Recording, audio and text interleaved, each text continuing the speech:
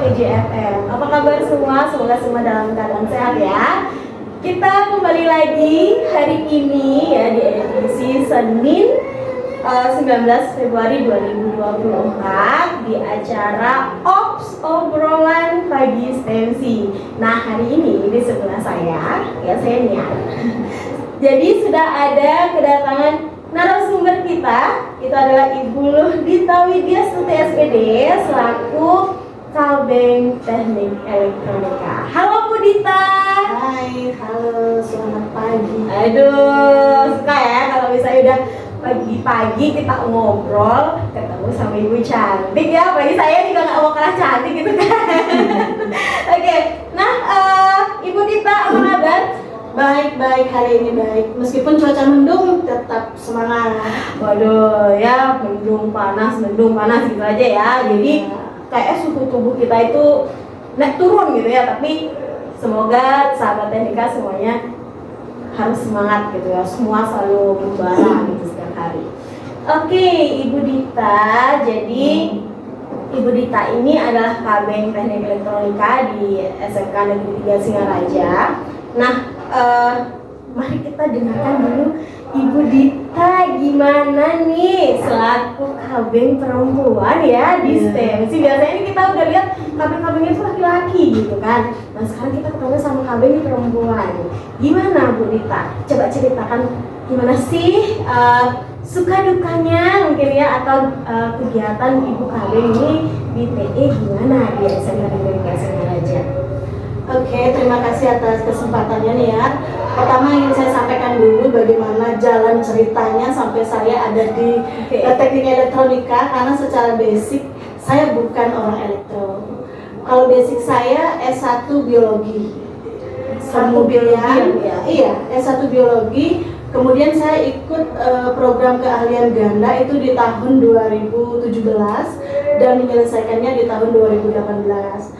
Di tahun 2017 itu saya sudah bergabung di TAV gitu. Sambil menyelesaikan program KG, kemudian mulai diberikan tugas tambahan sebagai kepala bengkel itu di tahun 2021. Menggantikan waktu itu sebelumnya Bapak Made Arke.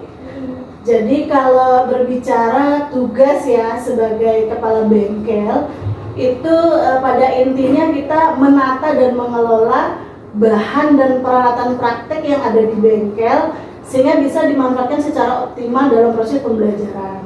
Gitu. Kita menata, kemudian mendata alat dan bahan apa yang diperlukan untuk praktek hari ini, termasuk mendata teman-teman guru. Jadi mereka itu membutuhkan alat dan bahan apa untuk praktek, sehingga betul-betul tersedia secara kuantitas dan kualitas itu untuk memenuhi kebutuhan pembelajaran kita di bengkel gitu. Oke, nah tadi nih Bu Dita sudah sempat menyampaikan bahwa Bu Dita itu mendata ya, menyiapkan alat-alat. Kalau saya boleh tahu nih Bu sama sahabat teknika, kira-kira alat apa saja sih yang digunakan dalam kegiatan pembelajaran di TE khususnya? Ya, kalau kita berbicara alat itu banyak sekali, tapi yang paling umum itu yang sering digunakan anak-anak itu adalah alat ukur.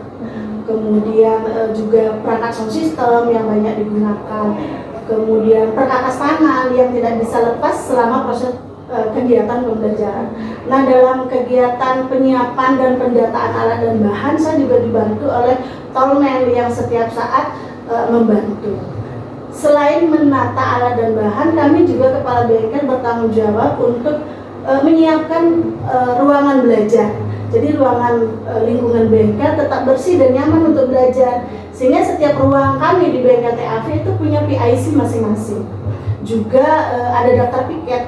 Itu untuk memastikan bahwa ruangan kelas, alat dan bahan yang ada di ruangan itu tetap aman selama proses pembelajaran. Sebelum belajar, selama belajar, dan juga di akhir pembelajaran. Karena kan alat dan bahan itu mobile, di satu ruang kita gunakan di tempat lain. Nah, itu adalah tugas PIC untuk memastikan alat dan bahan tetap nanti dikembalikan sesuai dengan tempatnya. Gitu. Waduh, ya. Jadi ternyata bahannya atau alatnya itu nggak cuma satu ya, sahabat ya. Nah, ini nih. Jadi kita itu sedang on air di Facebook dan juga di YouTube ya. Jadi untuk sahabat Teknika yang mau bertanya nih bisa tulis di kolom komentar pertanyaan apa yang mau disampaikan di kegiatan hari ini. Oke, Ibu Dita, tadi Ibu Dita sempat menyampaikan ada kegiatan proses pembelajaran ya. Kalau bisa nih Bu, gimana sih kegiatan proses pembelajaran di teknik elektronika ya, terutama biar sahabat Teknika atau ini ada sahabat Teknika yang mungkin SMP lagi sudah mulai menggali-gali mau cari jurusan apa terus aku mau cari sekolah di mana. Jadi biar punya pandangan nih, TI itu gimana gitu ya. Baik, kalau proses pembelajaran itu banyak di elektronika, kita banyak belajar peralatan yang setiap hari kita gunakan. Beberapa alat-alat yang memang tidak asing lagi di kehidupan kita gitu. Khusus untuk mapel yang saya ampu nih, saya mengampu mapel dasar teknik elektronika. Di sana diberikan dasar-dasar teori-teori tentang yang nanti sebagai materi prasyarat untuk ke materi produktif lain. Di mana kami juga kemarin melakukan penyelarasan kurikulum dengan pihak Polytron. Di sana juga diharuskan untuk dasar teknik elektronika, anak-anak itu memang udah harus bisa mengenal komponen elektronika, menggunakan alat ukur gitu. Mereka sudah harus bisa. Jadi tugas saya di mapel dasar teknik elektronika memastikan mereka bisa. Ibaratnya nih kalau kita masak nih, kita perkenalkan dulu bahan bakunya. Jadi bagaimana bahan bakunya, karakteristiknya bagaimana, fungsinya apa, sehingga nanti ketika sudah melakukan praktik langsung, anak-anak tidak labakan lagi, tidak ada kesalahan lagi. Jadi begitu perakitan misalnya membuat power supply gitu, anak-anak sudah tahu.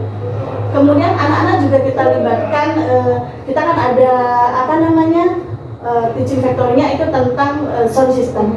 Anak-anak kita libatkan dari perakitan, kemudian bagaimana menggunakan, sehingga itu memang betul-betul dekat dengan apa yang mereka gunakan gitu. Bukan termasuk di TAV itu kan mapel pilihannya tentang peralatan rumah tangga.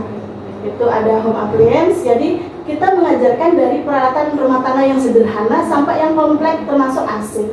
Jadi itu akan memberikan tambahan keterampilan bagi anak-anak ketika nanti terjun ke dunia industri atau membuka peluang kerja sendiri. Waduh, nah ini Bu Dita tadi saya dengar ada TAV, ada TAV, TE gitu kan ya. Kalau TAV itu teknik audio video. Kalau kita konsentrasinya di teknik audio video. Oke. Kemudian kalau kompetensinya kan di kita teknik elektronika gitu. Oke, oh jadinya nggak hanya ini ya sahabat ya, jadi nggak hanya di audio video aja, tapi juga di elektronika. Jadi semuanya sudah diajarkan di sini, nggak hanya audio video aja gitu ya. Nah, untuk proyek akhir siswa tadi kan Ibu sempat menyampaikan kalau sudah bekerja sama Polytron ya. Nah, kira-kira nih Bu Dita, di proyek akhir siswa itu apa? Kalau proyek akhir siswa, kalau kita berbicara itu diserahkan ke masing-masing pengampu mata pelajaran sesuai dengan elemen-elemennya tersendiri gitu ya. Kalau misalnya mata pelajarannya tentang kalau mata pelajarannya misalnya tentang audio video, anak-anak diajar untuk merakit sound system, membuat sendiri gitu. Kemudian kalau di saya sendiri, anak-anak membuat bagaimana cara menggunakan perkakas tangan yang baik. Bagaimana anak-anak membuat semacam album lah tentang komponen elektronika, sehingga orang asing, orang awam elektronika pun ketika melihat resistor gimana, jadi dengan melihat proyek anak-anak, oh ini loh namanya resistor, oh ini loh namanya kapasitor. Jadi itu proyek akhir di pembelajaran yang kita buat. Oke, berarti nggak hanya dasar aja ya yang kita sampai ditahu sama anak-anak gitu, siswa SMK Negeri 3 Singaraja khususnya di jurusan TE. Jadi semuanya sampai ke seluk-beluknya gitu ya. Sehingga mereka ketika terjun sudah selesai sekolah mau nggak mau sudah paham dengan gimana sih strukturnya ya, dan gimana harus diperbaikinya dan lain sebagainya. Wah, keren sekali nih. Nah, Bu Dita nih, karena sebagai kami perempuan yang dibilang perempuan itu adalah kaum yang lemah, tapi kita enggak ya. Nah, Ibu Dita gimana sih? Apa sih tantangan Ibu Dita selama menjadi seorang kabeng ya, khususnya di jurusan teknik elektronika nikah gitu, gimana sih tantangannya ibu menjadi kabeng untuk buat seperti ini bisa lebih bagus lagi, diminati ya sama halayak. Kalau bicara bagaimana kita supaya diminati, yang pertama kita harus promosi. Lebih menekankan apa sih kelebihan kita punya yang memang applicable dengan kehidupan anak-anak, yang memang real mereka butuhkan. Gitu. Seperti sekarang yang tantangan yang sekarang kita hadapi itu adalah bahwa di elektronik itu perkembangan teknologinya sangat cepat. Ya. Dan kita tidak bisa serta-merta mengikuti perkembangan kebutuhan di industri. Benar. Oleh sebab itu tidak hanya siswa, guru pun harus terus belajar. Apalagi sekarang perkembangan peralatan elektronika semua sudah berbasis digital. Jadi mau tidak mau anak-anak harus belajar pemrograman. Termasuk guru juga. Termasuk perkembangan software-software pembuatan layout PCB juga berkembang. Cuman tidak seluruh perangkat yang kita punya support untuk itu.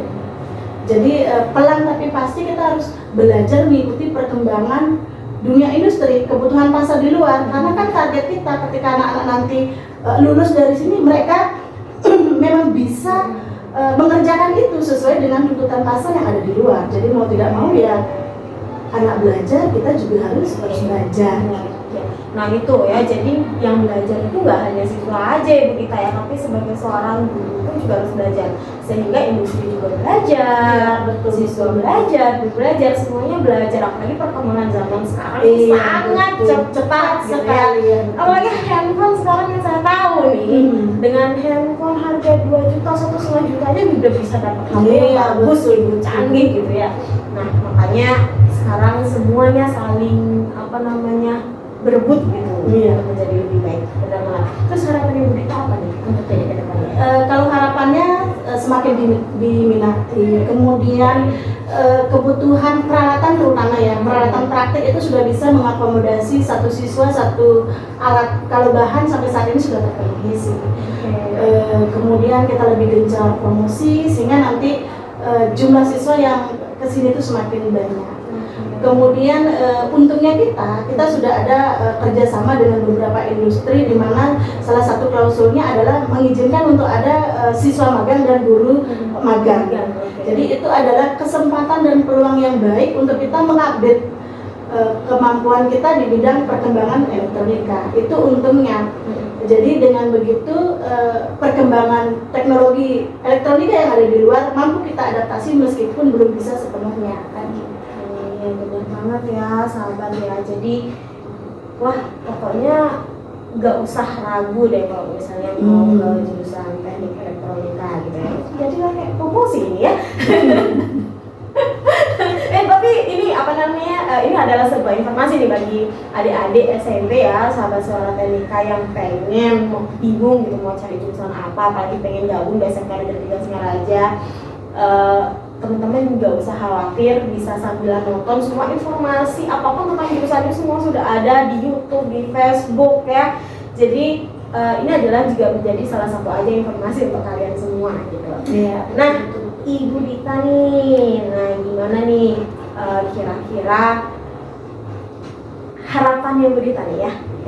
Harapannya Bu Dita untuk sekolah, untuk jurusan, untuk siswa-siswa nantinya gitu, yang dilihat dari perkembangan zaman sekarang ya, dari dulu sampai sekarang apa yang berubah, kemudian bagaimana suka dukanya Bu Dita nih menjadi seorang guru terutama ya, tentunya pasti ada harapan untuk anak-anak ya.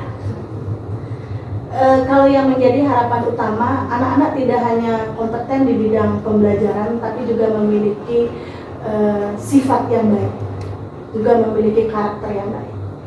Karena seringkali industri itu berkesan kalau tidak perlu anak itu terlalu pintar, tapi dia harus memiliki pribadi yang baik.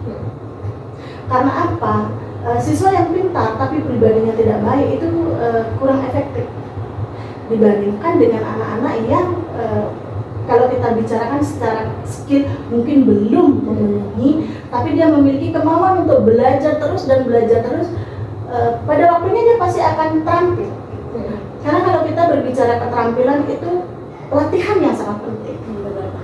Harus dilatih, yang tidak bisa saja, misalnya ngukur gitu.